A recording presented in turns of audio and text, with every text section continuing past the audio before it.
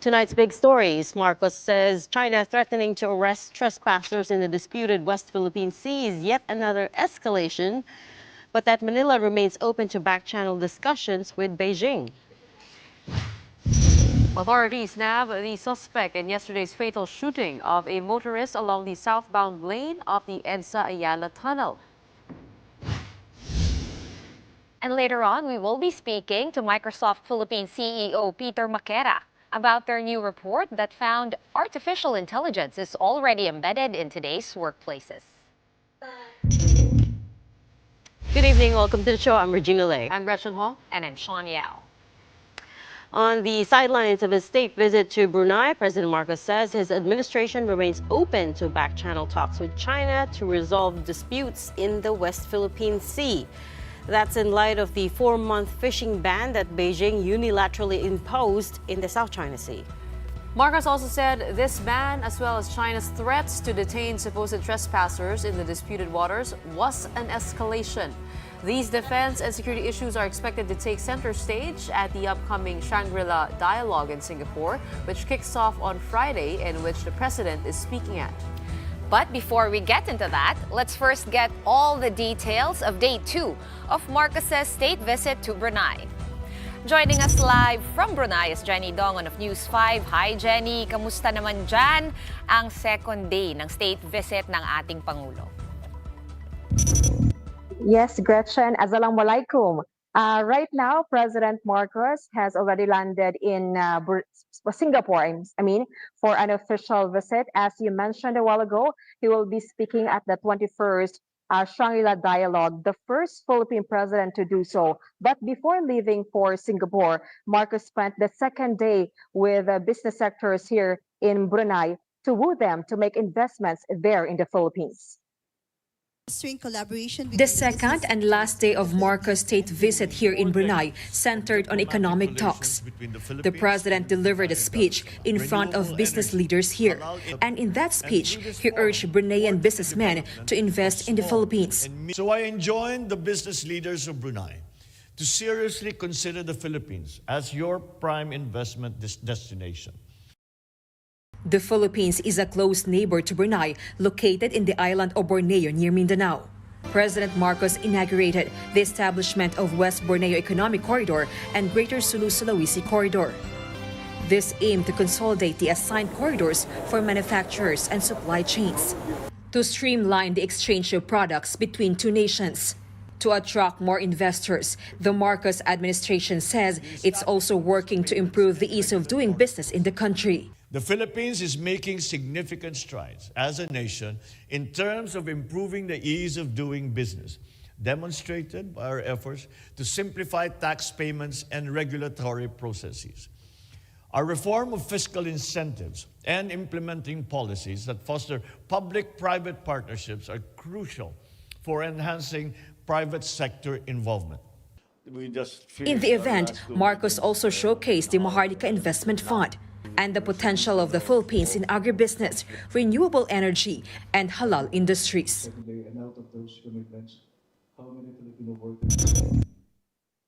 Shawn, in total, 3 memorandum of understanding yung napirmahan ni Pangulong Bongbong Marcos together with Sultan Haji Hassan al-Bolkiah. Ito yung tourism, maritime cooperation, and mutual recognition of work and standards. Pero nga sa pag-alis nga ni Pangulong Bongbong Marcos dito sa Brunei, hindi pa niya inilabas kung magkano ba yung maiuuwing investment commitment ng Pangulo dito nga sa 2 araw niyang state visit dito sa Brunei. Jenny, I believe on the sidelines of this trip, the president also reacted to issues in the West Philippine Sea, particularly the fishing ban, as well as the new Chinese Coast Guard law. What did he say about that? Gretchen, the president said, this is worrisome. Sabi nga niya, talagang nakakatakot, lalo na yung banta ng China na ikukulong yung mahuhuling lumalabag dito sa kanilang 4-month ban. Narito ang naging pahayag ni Pangulong Marcos.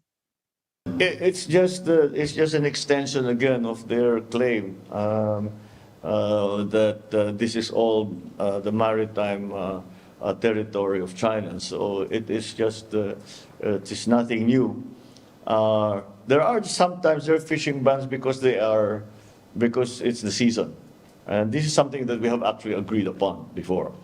But the new policy of threatening to detain our own citizens, that is different. That is an escalation of the situation.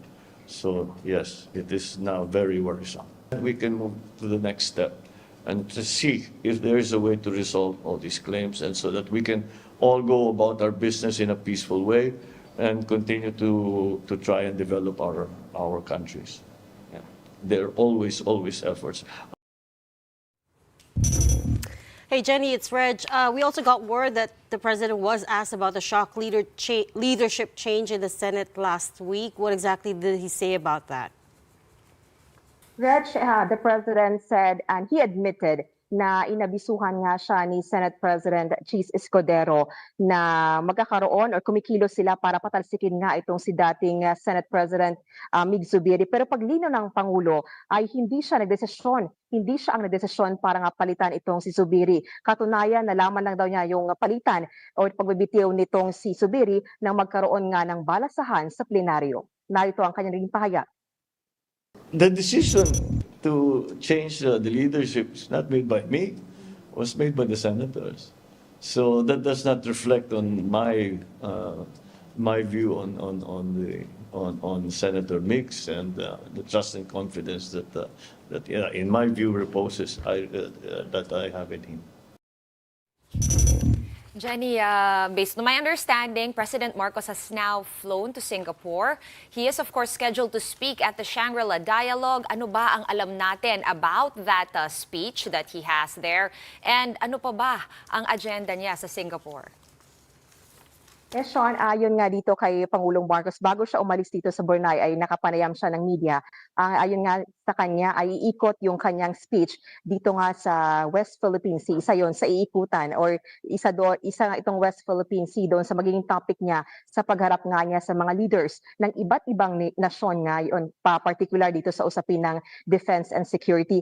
Basahin ko lang yung parte ng kanyang statement. No? Sabi niya, this is highly significant knowing the fact na inimbitahan siya mismo na magtungo o maging tagapagsalita dyan sa 21st Shangri-La Dialogue na ito ay nagpapakita daw na alam o aware yung buong mundo sa kinakaharap nga na challenges ng Pilipinas pagdating nga dito sa usapin ng West Philippine Sea. Pero giniit ng Pangulo dapat ay resolbahin itong usapin na ito sa legal na paraan at ipapakita niya raw dito sa mga leaders na dadalo nga dyan sa 21st edition na geographically atin itong pinag-aagawan dito sa West Philippine Sea.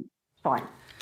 Alright, maraming salamat sa reporting mo. Jenny Dongan of News 5 reporting to us live from Brunei. As Jenny mentioned, Marcos will be the first Philippine president to deliver the keynote at the Shangri-La Dialogue, which is organized by a leading think tank known as the International Institute for Strategic Studies, or IISS. Here's Philippine Ambassador to Singapore, Medardo Macaraig, on the significance of that. Every year, there is only one head of state that delivers the keynote address during the opening dinner. Now, the keynote address sets the tone for the three-day gathering. The dialogue kicks off Friday night, but before that, Marcos will have a bilateral meeting with new Singaporean Prime Minister Lawrence Wong, who took over from Prime Minister Lee Hsien Loong just 2 weeks ago. Marcos is expected to discuss efforts to strengthen the 55-year-old Philippine-Singaporean diplomatic relations. Under Wong, foreign relations with Singapore are not expected to change. So there's not much expectation that there will be much changes in the foreign policy or in the other policies of Singapore. But again, we don't we there will probably be management changes. But proof of the fact that there will be not much changes is that the cabinet of Prime Minister Lawrence Wong is practically the same as the cabinet of former Prime Minister Lee Hsien Loong. So practically may konting changes in the hindi pa yung top cabinet. Essentially, the way I see it, it's business as usual. We think that Singapore will continue its foreign policies and its other policies. The troubles are mounting for Bamban-Tarlac Mayor Alice Guo, who now has the Senate, the National Police, and the Solicitor General on her back amid a string of allegations. Camille Samonte with more details on that. The search continues for more information on Bamban Mayor Alice Guo. The Philippine National Police is now looking into Guo's alleged links to the Chinese Communist Party. That's after a video online alleged that Guo family is a large clan that originated from Fujian, China, with members now spread across Asia. CAIDG and IGI, I tasked them to conduct po yung investigation regarding po sa mayor. And we will make sure na tama po yung investigation na kinakonduct namin. The Office of the Solicitor General also continues to look for evidence for a possible co-warranto case against Guo. Yung sa mga criminal, administrative, we leave that to the other agencies concerned. Kung may possible criminal behavior, then we leave that to the DOJ. Kung may possible misconduct on the part of the mayor, then we leave that to the DILG. But as far as the OSG is concerned, we're focusing on the possibility of co-warranto or other related actions that would eventually lead to the filing of a co-warranto.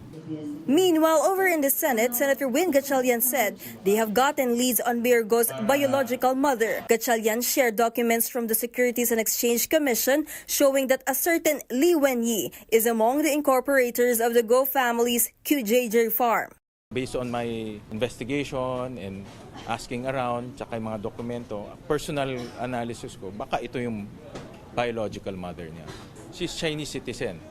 Based on the Bureau of Immigration records. Galing sa Bureau of Immigration, yung yung flight records, Chinese citizen siya. She carries a Chinese passport. Obviously, Chinese siya. Diba? Obviously, Chinese siya. Kasi in our system, we follow the bloodline.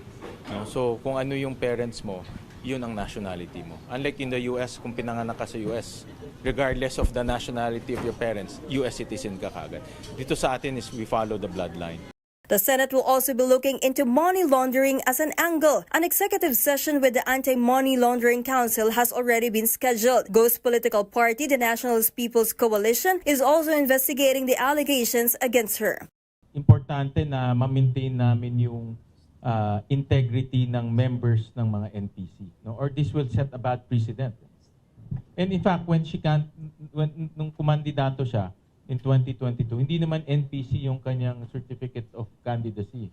No, yung kanyang independent siya.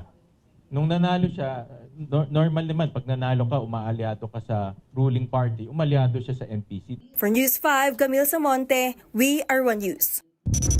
On the other hand, Mayor Guo's lawyers are now considering taking legal action against those they say have been maligning her. Mayor Guo has been, of course, the subject of intense scrutiny in recent weeks, and social media is filled with jokes and memes about her since she testified in the Senate over her alleged ties to Pogos. Well, as a law firm, we are already considering that.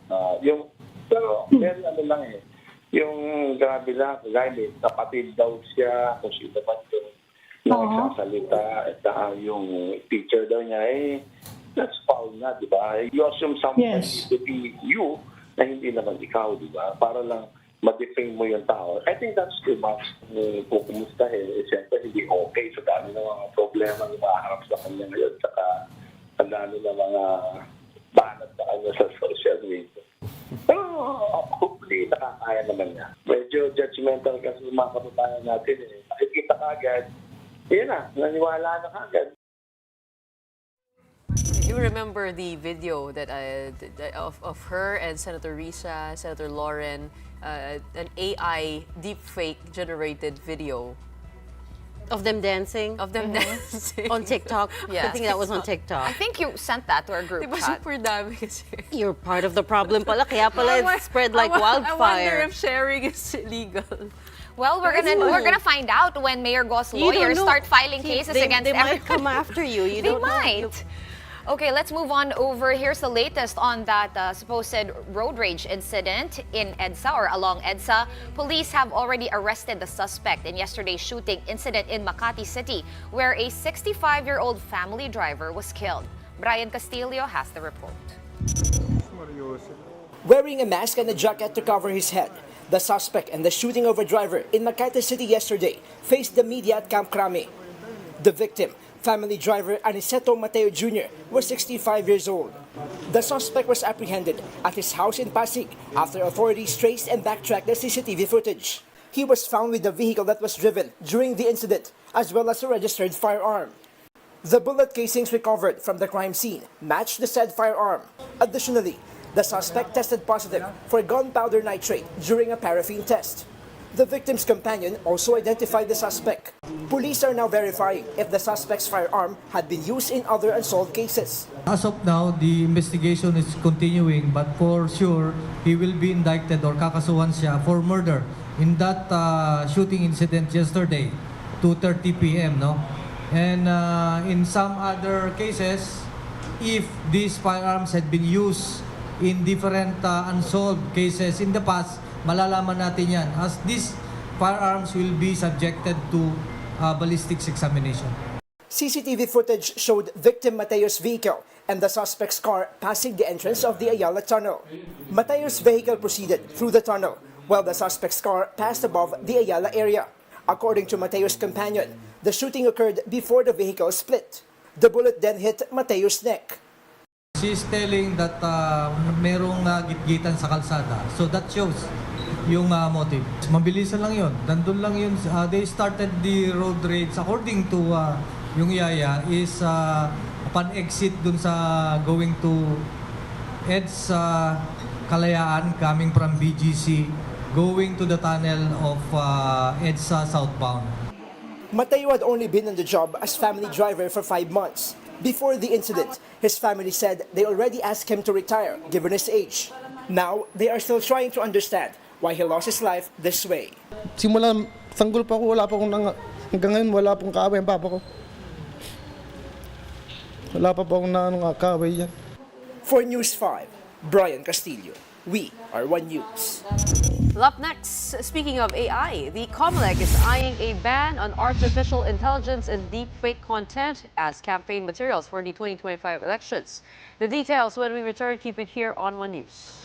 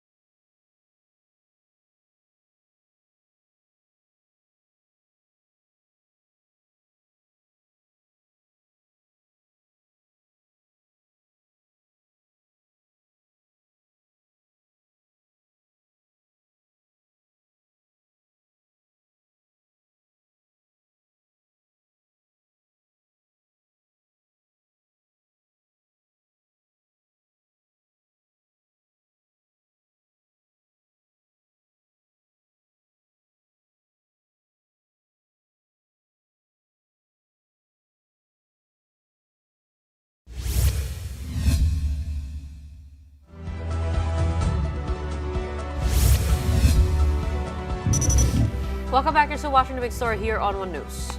COMELEC Chairman George Garcia is seeking to put a ban on the use of artificial intelligence and deep fakes as part of campaign materials for next year's elections.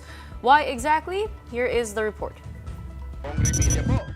Election period in the Philippines has always been colorful and full of gimmicks. And with many candidates expected to use social media avenues in their campaign, there's concern of technology, particularly artificial intelligence, being abused. That's why COMELEC Chairman George Garcia is now pushing to ban AI, including the creation of deep fakes in campaign materials for next year's polls. In a letter to the Commission and Bank, Garcia said there is a quote, growing concern among several election management experts in various jurisdictions of the threat that artificial intelligence and deepfakes pose when it comes to sowing deceit and misinformation among voters and election candidates. Garcia pointed out that just recently, President Marcos became a victim of a deepfake audio wherein he ordered a military attack in relation to the West Philippine Sea.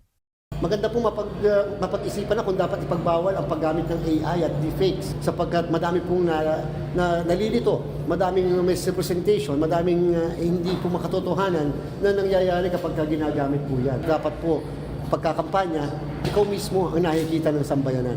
For some media literacy groups, the move to ban AI is well-intentioned. However, they said the COMELEC should first come up with measures against regular disinformation happening on the ground, even without the use of AI. For Senator Win Gatchalian, the COMELEC should also clarify the scope of the proposed AI ban. Na in the future, yung mga paggagawa ka ng commercial, lahat AI generated na eh. And that's highly possible kung paano i-regulate to. Pero may mga agreements na. Maraming mga agreements between the tech companies. Na sinasabi nila dapat yung AI-generated content ay ma-regulate nila or mayroong ethical standard. The COMELEC and Bank is expected to tackle this proposal to ban AI in election campaigns next week. Mobile journalist Mary Reyes, we are One News. Well, artificial intelligence is here and it's coming for our jobs. At least that's what the alarmist headlines like to say. But the jury's still out on that one. But, well, Microsoft has published its annual Work Trend Index, surveying 31,000 workers across 31 countries, which then found that 2024 is the year that AI at work gets real. So here to talk us through the results is Peter Maquera. He's the CEO for Microsoft Philippines. Peter, thanks for joining us tonight. Thanks for coming all the way here to be with us. You're welcome. Thank you for having me. It was a pretty hefty report. There's lots to break down, but one of the numbers and one of the things that immediately stood out to me was the number 75%, because 75% of your respondents say they're already using AI at work, right? A whopping 90% say it helps them save time. I think we have that graphic, actually. Let's take a quick look. As much as 75% of your respondents say they're already using it. 3 out of 4 people essentially are using AI at work. Talk us through that, the significance of that, and how exactly are they saving time using AI? You know, I thought actually the number is higher. A really interesting statistic is that the Filipinos, there are 31,000 employees surveyed across 31 countries. 1,000 of them were Filipinos. What's really interesting is 86% of the early adopters are the Filipinos, which is higher than the global average of, let's say, 75% that are already using it. So I think it's very encouraging, actually. Like it reminds me of back in the day of Facebook, when the Filipinos were the highest users. And I think part of the reason is, you know, we have the youngest population in the region at 25. So our workforce is born digital, right? So I think it's encouraging in the sense that, you know, we're early adopters and we're very adept and can adapt quickly and leverage the advantages of it. How are people saving time? That was the second part of my question. I think what you do is, I use it I've been using it every day for What over do you 6 use it months. for specifically? Can you share with us? Yeah, so this is fun. I've been on vacation for about a week, and I promised myself, don't look at your emails the whole time. Because there was this prompt that we were sharing across Microsoft that I really wanted to try. By the time I got back, I went to my Copilot and I asked, summarize for me in tabular form where I show up as an approver and tell me what I need to approve. So it's gone through hundreds of emails over the past week, Wow. and it just showed me helped me focus on what I needed to do. Is that crazy? What Wow, did it do with the that's- rest of your emails, though? Well, it's still there, Straight but to junk. I wanted to Straight make to sure trash. I didn't slow anybody down, and I approved what I needed to Okay. approve so Is that the Is business this can run. Copilot that you're talking about? Yes, the it's on AI Microsoft platform? Office. It's embedded, has embedded a lot of the OpenAI AI tools. Yeah. And what other practical aspects does AI apply at the workplace? I mean, apart from that one, which is obviously a time saver, Yeah. how else is No, AI being it's used now? what's amazing about it is it affects every job, and I say rank order and recommend for me the top 3 candidates based on the job I'm looking for. Out of So curiosity, we are Peter, we're Is that crazy? it's pretty crazy in the pretty sense that crazy, we're but- going beyond using AI to generate content now. It's now actually that's choosing. virtual assistant jobs. Yeah, but that's what I right? wanted to ask. How were the picks of AI vis-a-vis your actual picks? Did they match up in terms of preference?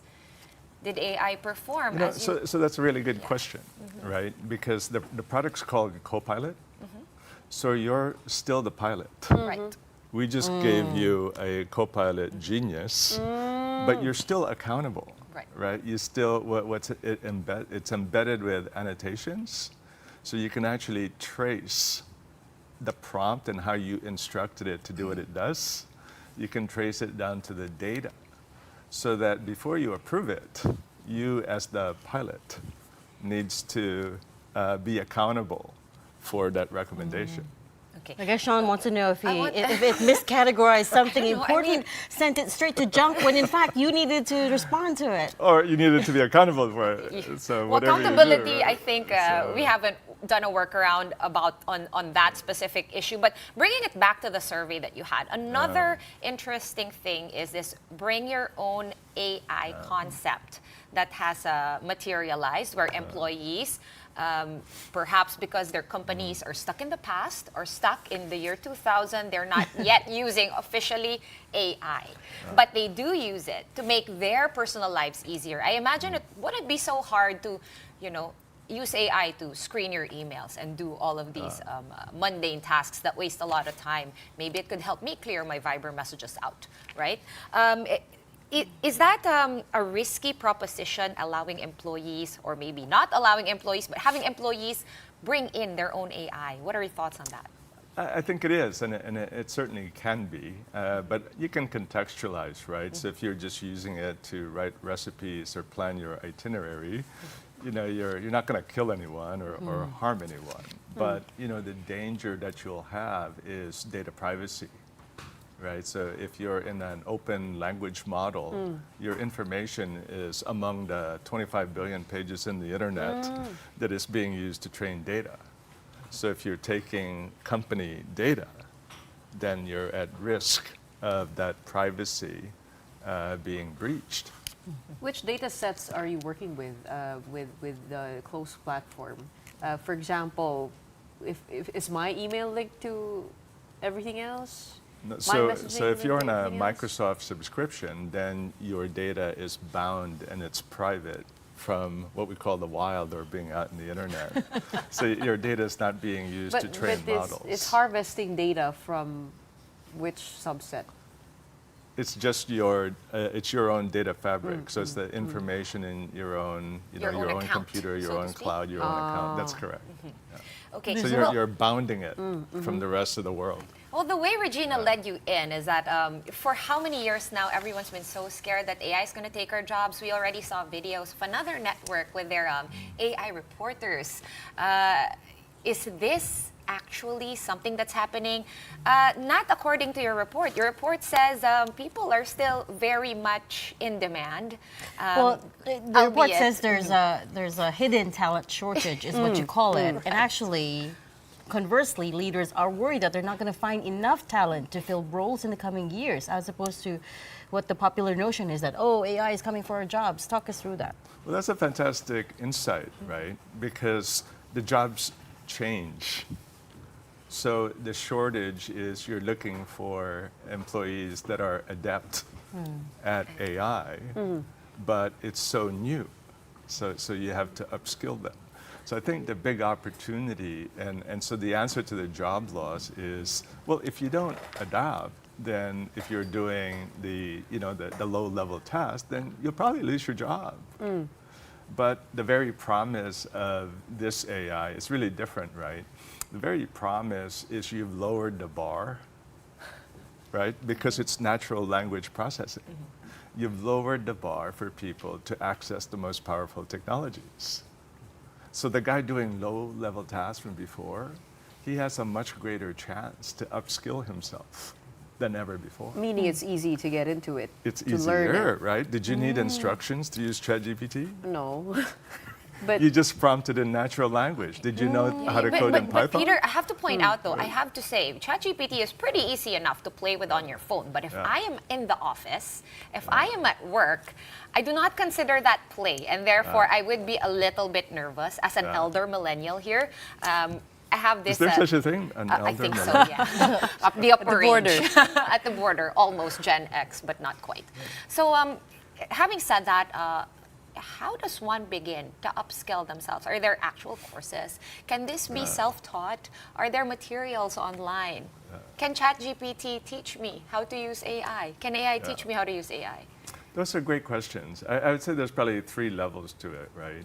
There's if you use Microsoft Office 365, you know how I do it? I open it and there's this logo and I click it and I start talking to it. And what we do is, because we're required to use it every day, we start sharing prompts, like the one I told you coming back from vacation. That was from a general manager in Singapore. So, I want to try that, right? So when you start using it every day and you start sharing, that's really how we learn. We still have training programs. So there's programs on how to be a power user, let's say, and to continue to upskill and your it's like having hacks or cheat codes. So there's that. But then there's also, when people talk about jobs, there's also more like engineering jobs, like prompt engineering, right? So that one, of course, you would need training on. And then you have the planners and designers, because you have to reorient your business model to be that AI confident company. What are you seeing in terms of managers? Because, I mean, this is popular amongst the younger ages, but it cuts across generations. I saw your data. But there's also some shame over using AI at work. I believe 52% are reluctant to admit that they use AI. 50% makes them, I think it makes them look replaceable. Related to the bring your own AI data that we saw. So how do managers approach this? How can they make the workplace embrace AI, or how should they approach adapting to the technology? No, so that's a great question, because I think the gap, right? So you have 86% of people already using it, not waiting for the company. But only 55% of the company are kind of developing a strategy to do it. That's the gap, right? So I think what needs to happen is the leaders of these companies haven't yet translated the benefit to the person to the overall broader impact to the company. So what I suggest to our customers is, take a persona in HR. There are probably 6, 8 personas in an HR process. Think about how each person gets transformed end to end, and then that gets you modern HR. You can do the same thing in finance, it's modern finance. You do the same thing in legal, modern legal, and then there's the overall. So that's how you develop the strategy and the building blocks so that your company is transformed as an AI company. And so you'll see the benefits on faster growth, greater productivity, So then you're not hiding to have AI, right? You're out in the open and everybody is sharing their favorite prompts. But are we bound to lose some jobs? I mean, if this gets To accepted add to that, fully. right? To add to that, the BPO industry, it's Yeah. always, of course, it's almost like we consider it as part of remittances. Yeah. Those are in dollars. You know how valuable that is to the Philippine economy, and for a long time now, that's also been under threat. And the answer to that, time and time again, was you have to upskill the BPO workers. Yeah. That's always what they say. Can you tell us in 2024, because AI is real now, it's here and it's legit. Yeah. How does that actually change, for example, a call center? Yeah.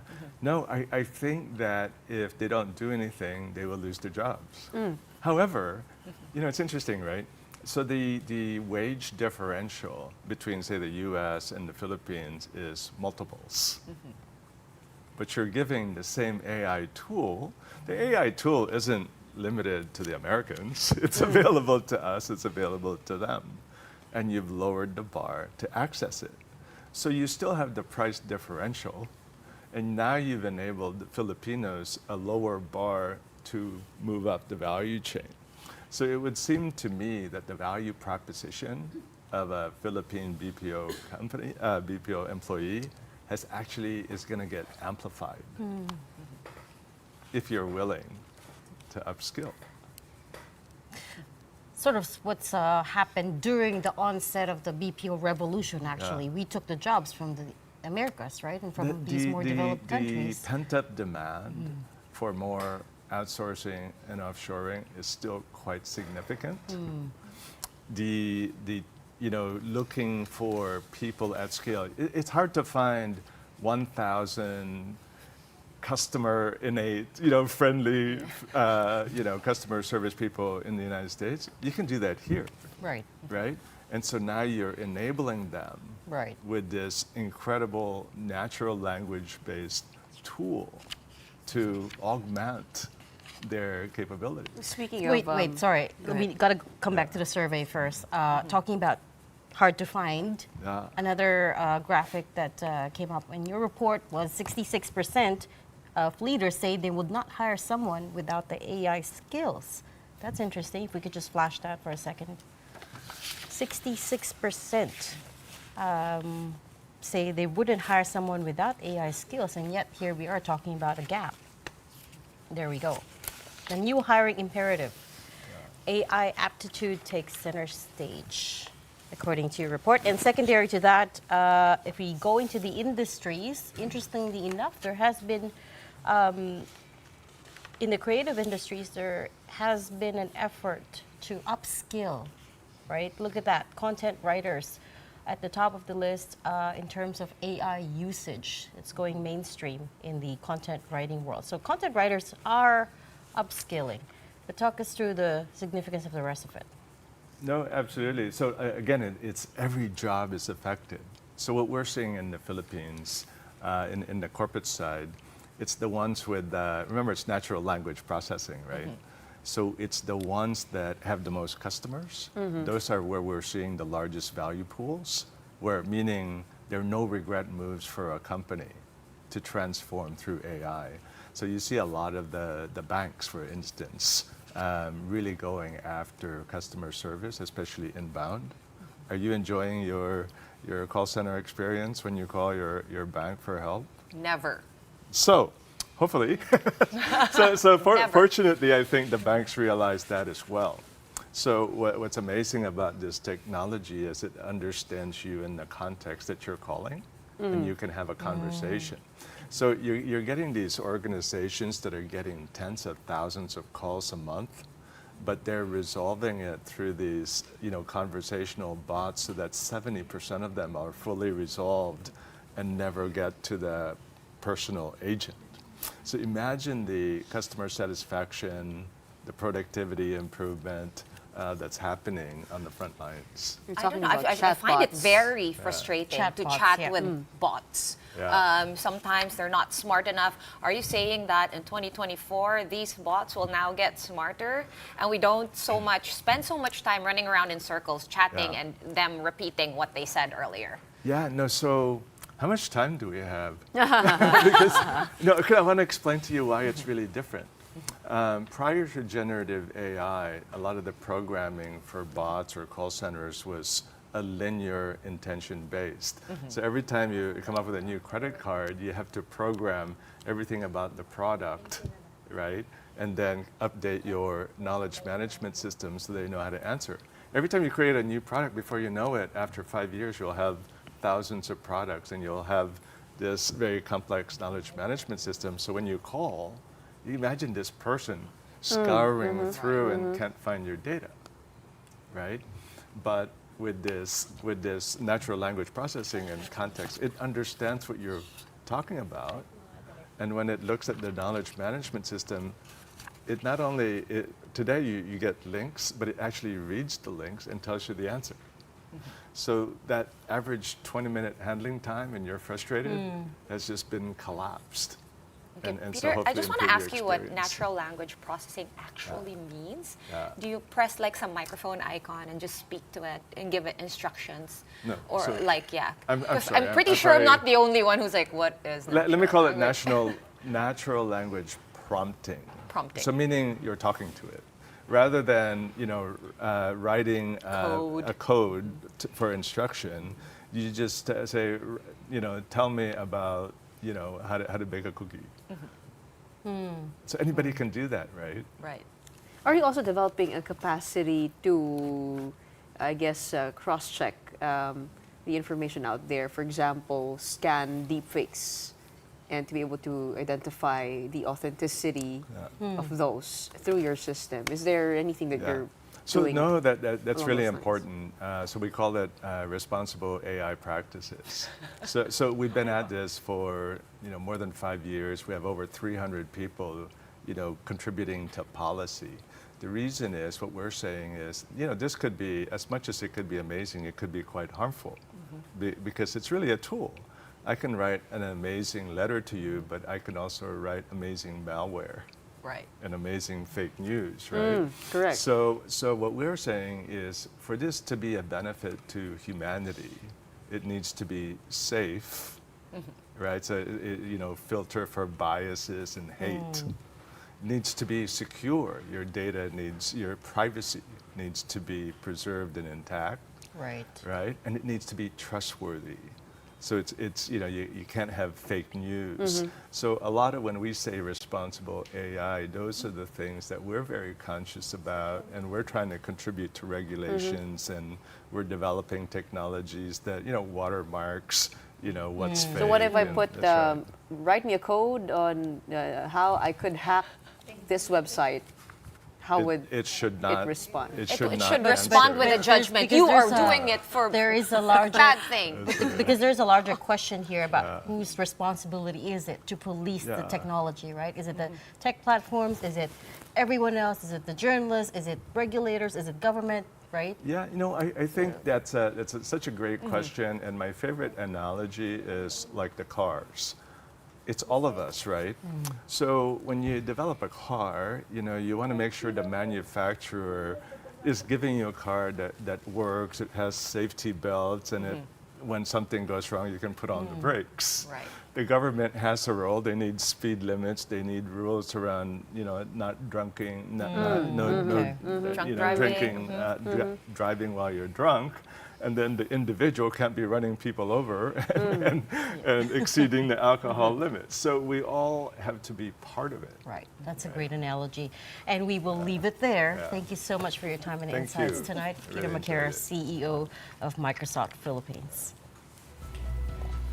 All right, so much to digest. We're going to be pausing for a quick break right now. Right after that, though, several barangays in Mauban Town in Quezon Province remain isolated due to severe flooding from Typhoon Agon.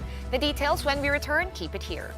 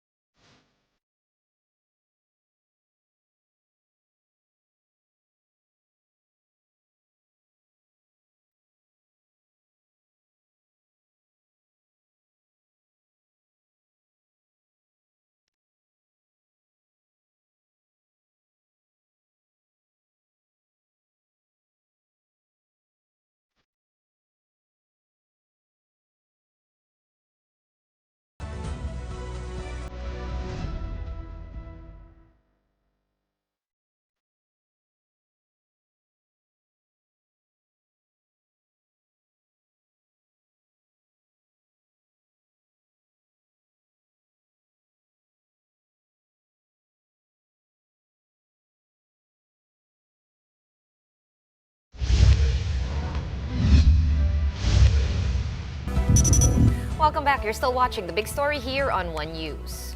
One barangay in Mauban, Quezon remains isolated after the massive flooding caused by Typhoon Agon. Let's get more details on the resident situation over there from Mon Gualvez. He is reporting to us from Mauban in Quezon Province. Kamusta ang sitwasyon dyan, Mon? Ladies, fortunately, the weather in most part of Quezon is getting better so far. However, there are still some villages that have not yet received aid due to the damages caused by Typhoon Agon. More than a kilometer of walking and riding on a motorbike just to cross narrow roads and an iron bridge. This is what our team did to exclusively reach Barangay Makasin in Mauban, Quezon.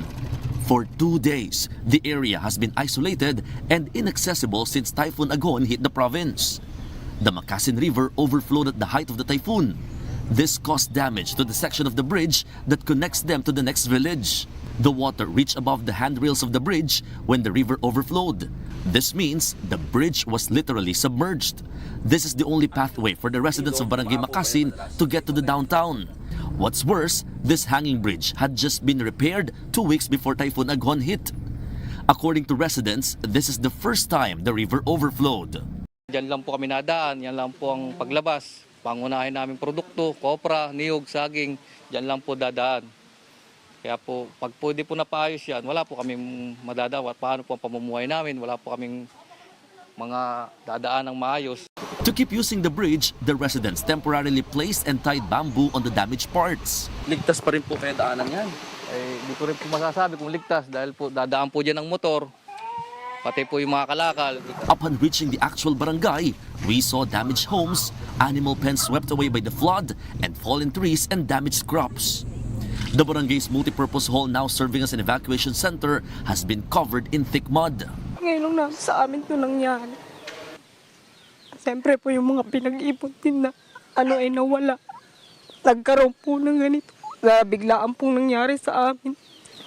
There's still no electricity and stable water supply. Residents also have to consume rice that was submerged in the floodwaters.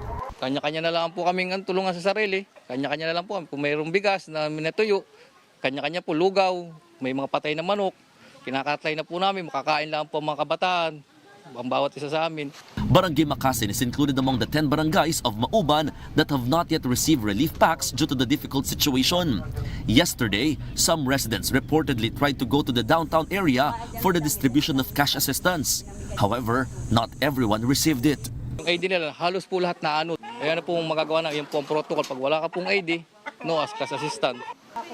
Some residents have reportedly started sharing the assistance received by others. According to the LGU, all affected barangays are set to receive relief goods soon.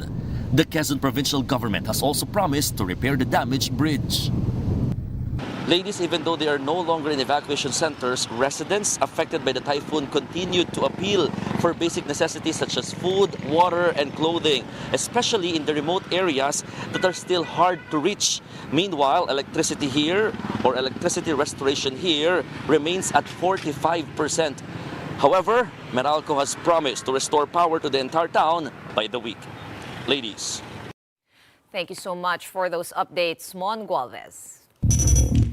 Over in sports, it is a bronze medal finish for Alas Pilipinas after defeating Australia in straight sets in the 2024 ABC Challenge Cup. Alas secured its first ever podium finish in the Asian Volleyball Confederation after reasserting its mastery over Australia 25-23, 25-15, 25-7. In the decisive third set, Alas Pilipinas cruised to a 21-7 lead before CC Rondina closed the game out with an emphatic kill. Angel Canino led the attack for Alas with 14 points. CC had 13 markers, while Ea Laure and Thea Gagate added 10 apiece. The monumental victory marked the country's first medal in an ABC-sanctioned tournament since joining the Confederation in 1961. This also ended the 5-year podium drought of the women's national team, which last bagged double bronze medals at the Southeast Asian V-League back in 2019. Huge congratulations to our team. Naku, napakalaking bagay Pinag-uusapan niya. natin yesterday. So we have been, Reg, I know you were gone, but we have been tracing and following step by step yung Alas Pilipinas, how they were doing in the ABC Challenge Cup. And today. Hindi pa tayo nananalo sa ABC. So in 63 years that we've been This a could member, possibly this is the first time. be one. This is the the highest, first, I think, this is that the we've highest gone. rank, yeah. Number 9 na rin tayo. I forgot na in which Asia ba or ano. But yun nga, hindi na mention dun sa lineup of names is Gia Morado, the team captain. She's also the player of the game. She actually played in Japan, came home to suit up for the national team, and malaking bagay yung leadership niya, setting for those girls, being able to distribute the ball well, giving confidence. And sabi ko, tinatanong ako ng mga tao, bakit nananalo tong team nito. Ang analysis ko dyan, there's a proper mix of veterans and young players. So si Gia is the leader of the team, and she has a good mix of Cici, for example, is a veteran, but she is paired up with the younger talents like Fifi Sharma, si Don Macandili, veterano na yan. That's a good perspective.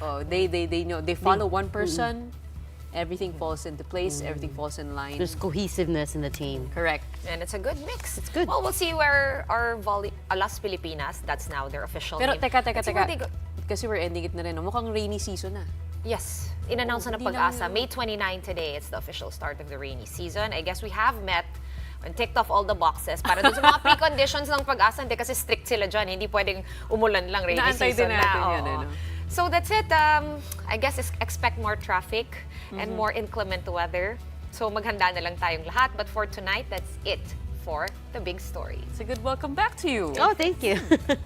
Rain. Lots of news. We are one news all sides. I brought all the rain. time. Thanks for tuning in. Have a good night.